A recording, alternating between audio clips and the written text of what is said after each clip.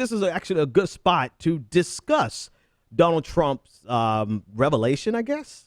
He said yesterday was a revelation that he was going to let everyone know that he is, some major breaking news. And the major breaking news is that he is going to not, I don't know, he's not going to have a regular press conference with Americans. He's going to, with the media, Donald Trump is going to use Twitter for all of his major announcements.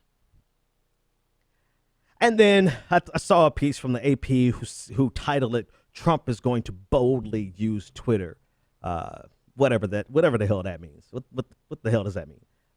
Boldly, like I boldly use Twitter. I go in and just try to cut throats anytime it needs to be cut. That's boldness on Twitter isn't really something that's laudable, right? But anyway, I digress. So really, what this is, and why this to me signals that the next 4 years is going to be nothing short of unconventional warfare, political warfare with the Trump administration. This is an attempt to circumvent any requirement of Donald Trump to answer questions from the press. Now, we're going to operate this conversation on two wavelengths. Number one, there's a problem with our press to begin with. Our press, our media, in so many ways, sucks ass.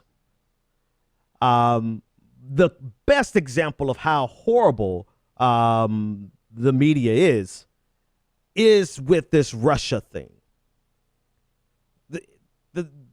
The media is quite literally the only institution large enough, strong enough in America to demand evidence from the government. And instead of taking this Russia thing, the Russia hack issue, to demand evidence from the government, they've run into their political corners and their ideological corners and just pounded propaganda from their perspective. So our media has failed us. So I say this, and I give you this entire conversation about Donald Trump trying to circumvent the media, fully aware of how raggedy our press has become.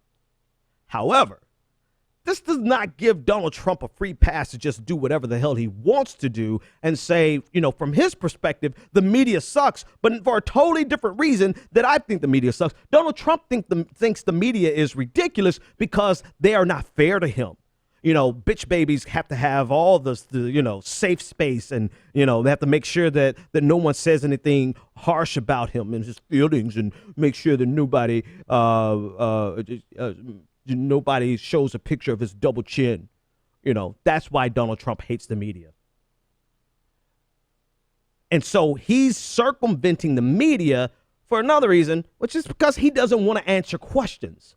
This is such a draconian, authoritarian style tactic to shut out our press. As crappy as our press is, to shut them out is quite the dictatorial move.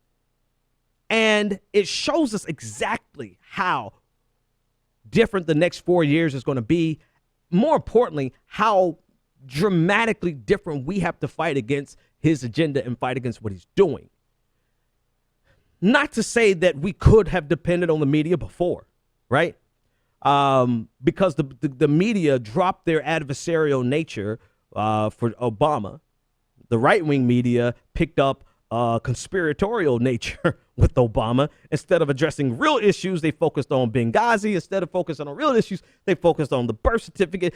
So it got complete. And then now the entire world has flipped upside down. And whereas the media could be really addressing Donald Trump substantively, they're instead, the left-wing media, or the quote-unquote left-wing media, they're doubling down on stupid with this Russia propaganda. I get that our media is weak, and I get that the media is not going to be our salvation, but do you realize in the absence of a press, a strong press, we will get no answers. There will be no accountability except for whatever people can hack and release. And we've seen some of the biggest, I'm about to get in trouble here. We've seen some of the biggest organizations that do release WikiLeaks. They probably are not going to be as prone to, because they want to get some type of reprieve from Donald Trump for Julian Assange. I could be wrong. May have to, maybe 4 years is a long time. Maybe year 3, they'll be like, okay, Donald Trump isn't going to do anything for us, so let's go after him like we did the Democrats. Maybe. But until such time, we're going to be faced with a Donald Trump administration that not only circumvents the press, but is not accountable to anybody, perfectly sealing their hermetically sealed bubble. So this isn't bold.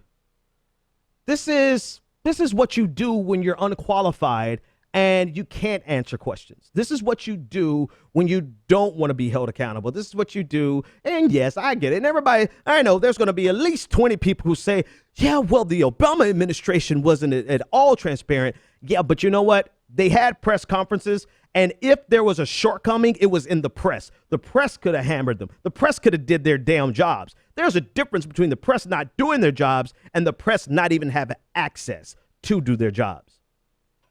So maybe this is good for the media, but it's definitely not good for America. Maybe this is good for the media, and maybe they'll realize, or the flip side of it is, let me finish one thought. Maybe they'll realize they have to treat Trump in an adversarial fashion. And wishful, naive thinking would say, well, they'll carry that adversarial nature throughout their existence, whether it's Donald Trump or whether it's Barack Obama or whoever the next Democratic president is. That's wishful thinking. But perhaps this will foster a more adversarial nature between the media and the White House. Or the other possibility is they could all just love access to power so much that they go and hang out with him for New Year's Eve and be like, oh, it's okay, Donald. It's all right. Just come on our show every now and then and say a couple of things, and we'll let you slide on not having press conferences and announcing everything via Twitter. So this is not a bold move. This is a cowardly dictatorial move of a small man who's not capable of standing up to pressure, who's not qualified enough to actually answer questions. This is what you do when you want to hide the fact that you're feckless and you're incompetent and you're moronic. So we're going to have to have an entirely different approach with Donald Trump going forward. And I'm not quite sure what that approach is, but it's going to have to be one of highly adversarial, never giving him an inch, never giving him an inch to breathe, never giving him an inch to get away with anything. He thinks Twitter is a safe space. That's funny, right? Matt, can you imagine a major policy announcement with, like 10,000 trolls responding before anyone else could respond? I mean, think about it.